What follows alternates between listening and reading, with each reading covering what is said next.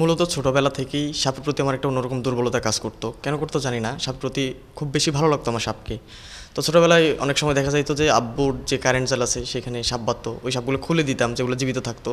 Plus এমনিতে সাপ বের হইলে আমি ধরতে যাইতাম, তবে তখন আর সাহসটা হতো না। আমি 19 সালের দিকে ফেসবুকে স্ক্রলিং করি, অনেক খোঁজাখুঁজি করি যে বাংলাদেশে এই রিলেটেড কোনো সংগঠন আছে কিনা বা প্রতিষ্ঠান আছে কিনা যারা সাপ নিয়ে কাজ করে। তো একটা পর্যায়ে wild life and snake rescue team in Bangladesh নামক একটি ফেসবুক গ্রুপে অ্যাড হই।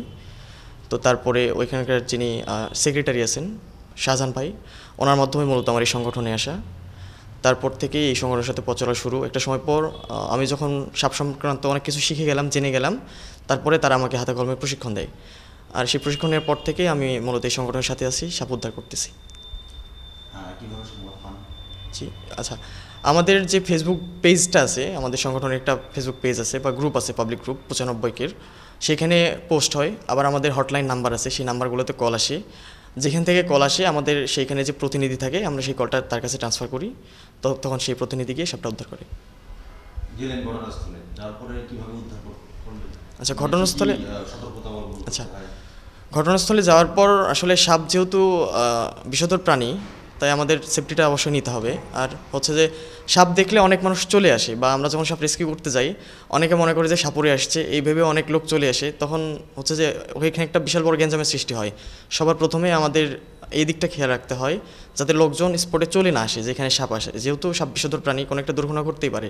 প্রথমে আমরা মানুষগুলোকে সাবধান করি, সাবধান করে একটা নিরাপদ দূরত্বে সরাই রাখি। তারপরে আমাদের যেই সেফটি বুট আছে সেটা পরি, আর আমাদের হুক তো থাকেই সাথে। তারপরে দেখি যে সাপটা কী সাপ। আমরা যদি আইডেন্টিফাই কনফার্ম করতে পারি যে সাপটা নির্বিষ কিংবা বিষধর, সেক্ষেত্রে কিন্তু আমাদের রেস্কিউ করতে খুব সুবিধা হয়। যখন দেখলাম সাপটা নির্বিষ, তখন আমরা খুব ইজিলিভাবে হাত দিয়েই রেস্কিউ করতে পারি। আর যখন থেকে সাপটা বিষধর, তখন সাপটা যদি গর্তে থাকে, গর্ত খুঁড়ে বা কখনো পানি দিয়ে সাপটাকে বের করি, বের করে আনার পর হুক দিয়ে সাবধানে রেস্কিউ করি, করে ব্যাগিং করি। আচ্ছা আচ্ছা, আমরা আমাদের যে সংগঠনটা আছে বা বাংলাদেশের সাপ রিলেটেড যতগুলো সংগঠন আছে, এই সংগঠন প্রথমত অনলাইনে একটা ক্লাস হয়, যে ক্লাসে বাংলাদেশি প্রাপ্ত সাপ সংক্রান্ত সব কিছু শেখানো হয়। ওইখানে একটা সাপের স্কেল দেখলেই যেন আমরা শিখতে পারি বা জানতে পারি, বুঝতে পারি যে ওই সাপটা কী সাপ, কোন প্রজাতির সাপ, ওইখানে আমরা শিখে যাই।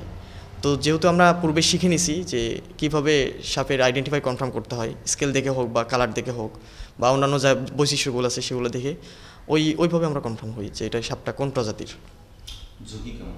হ্যাঁ, এইটা তো বিষধর বা নির্বিষ যেটাই হোক, ঝুঁকি তো একটা থেকেই যায়। যদি আমরা 1 সেকেন্ডের ভুল করি, আর যদি ভুল করে আমাদেরকে বাইট করে ফেলে, আমরা যদি সঠিক চিকিৎসা না নিতে পারি, সেক্ষেত্রে তো মৃত্যু অবধারিত।